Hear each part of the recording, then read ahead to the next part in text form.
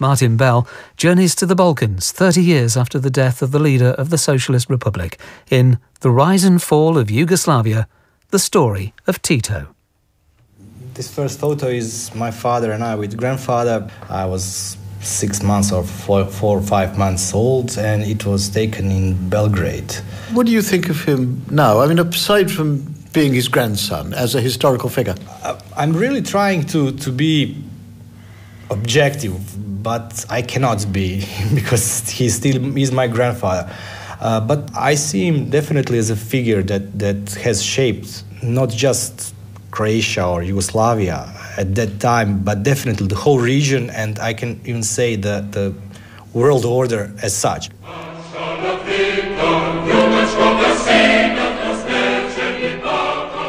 Today in the former Yugoslavia, the name of Josip Broz Tito, the man who was Yugoslavia, divides the people whom he sought to unite. Was the father of the Socialist Republic a national hero, or a vainglorious monarch who hung on to power even as his dream of brotherhood and unity was beginning to crumble around him? In Serbia, Bosnia and Croatia, the visual tributes to Tito have faded or been destroyed, but his legacy haunts the region. I'm Martin Bell, and 30 years after Tito's death, I have returned to the former Yugoslavia to explore the mystery of the man who played East against West and unified a splintered nation, but left behind a troubled region that a little over 10 years later disintegrated amid the first wars in Europe in half a century. The phrase here used to be after Tito, Tito. For 11 years after his death, his picture continued to hang on the walls of every public building in what was then still Yugoslavia. But it's hard to think of a major international figure who disappeared so quickly from public view.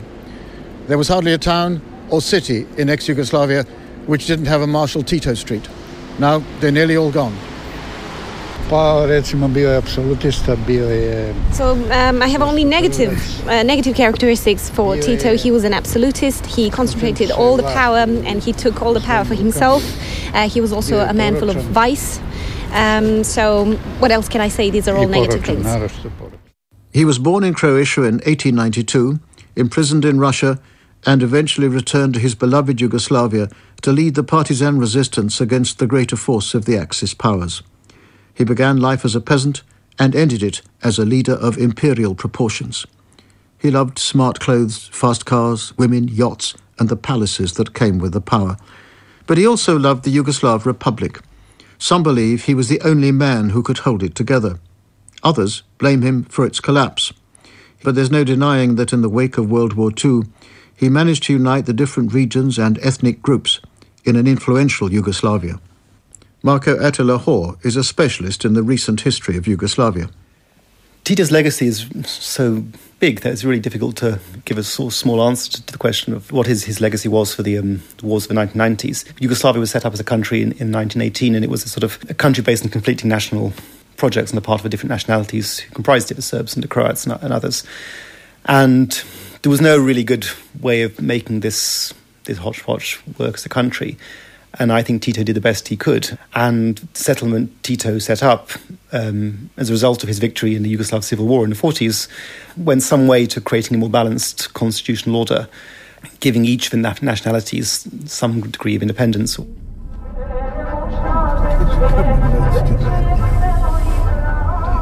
To try and decipher this enigmatic character, I've travelled through Serbia and across Bosnia to Croatia, following the Pliva, Vrbas and Neretva rivers. My companion on this trip is the indefatigable Lola, a Bosnian Serb whose family is spread even now all across the former republic. Before the wars, Lola was a history teacher. During them, a translator, first for the Bosnian Serbs and then for the United Nations. He is an authority on the symbolic places of Yugoslav history, both new and old. Now, this is the house where Josip Broz was born, with a statue with uniforms. Lola, what's this? What we see here? That's Josip Broz Tito with his wife, Jovanka Broz, visiting this house in 1955. And what's this picture here? This is a rock from the moon, and it's a gift from the United States President Richard Nixon to Tito in 1970. A real moon rock. A real moon rock, you see, it's in a glass now. It's preserved. During his 35-year rule, Tito acted and lived like a king. He had palaces, retreats and hunting lodges across Slovenia, Croatia and Serbia. He refused to let his country become a satellite of the Soviet Union. Instead, it was a buffer state between East and West. He was one of the founders of the non-aligned movement, encouraging third world countries to avoid the patronage of either superpower, though there were some who doubted how non-aligned it really was. He travelled extensively to those countries in his later years. Such was his stature on the international stage that Yugoslavia had more than 100 embassies in it, and when he died, the list of mourners at his funeral read like a roll call of world statesmen. But beneath the grandeur, there were always the fault lines. Yugoslavia was not naturally a single state.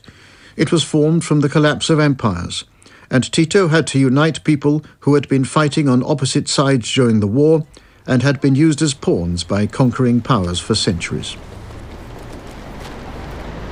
I'm in one of the ancient places of the Balkans, the town of Jajce, on a bridge over the Pliva River, surrounded by mountains and catacombs. Above me, a medieval fortress that was the home of the Bosnian kings.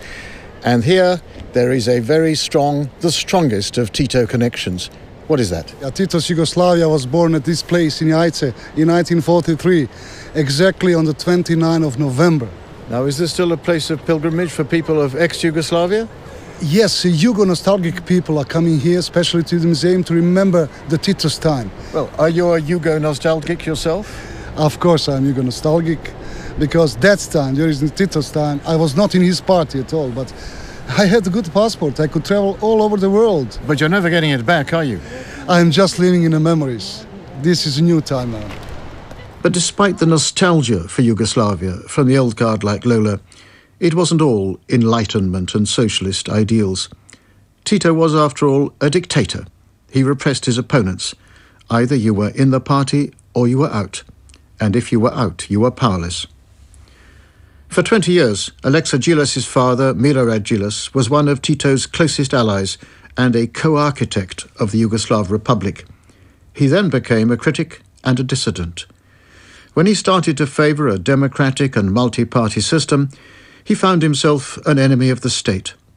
In a typical Belgrade apartment block, behind a not-so-typical bulletproof door, I met his son, Alexa.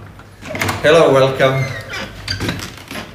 During the war, Tito and the partisan movement did wonderful things in preventing massacres committed by extremists, Croatian fascists, then Serbian royalists. Then people don't like to talk about it, but there were 2 Muslim SS divisions in Bosnia. So that was their great achievement in bringing Yugoslavs together and preventing this, what used to be called fratricidal war. Nevertheless, as the time went by, one-party rule, simply communism as a system, was proving obsolete. It couldn't cope with modern technology, it couldn't cope with modern intellectual developments, and then it was repressive, it was a dictatorship over individuals. Alexa Gilas, son of a dissident, still identifies himself as a Yugoslav and feels the loss of a united Yugoslavia, but is critical of those who saw it as a benevolent dictatorship. Alexa's father was isolated from power, imprisoned, and had his life threatened for disagreeing with Tito. There was nothing benevolent about what the dictatorship did to his father and to him. My view is that I never hated Tito, in spite of depriving me of my father when I was a boy and so on. But I had a very critical view of him. There are some people in the West who say, if Tito had lived longer, he would have prevented the war. That is quite possible. He controlled the army and he might have prevented it, by sheer force, i.e. by arresting hundreds or perhaps even thousands of people. But it is not enough to conquer. You have to convince, you have to create institutional arrangements, you have to put the state on a firm foundation of the rule of law. On one hand, he had many good or even great characteristics as a leader, but ultimately, because of his intellectual inertia, obsession with power, personality cult, not only that he did not impose reforms which were necessary, he prevented and purged all the reform. And that created foundations for Milosevic.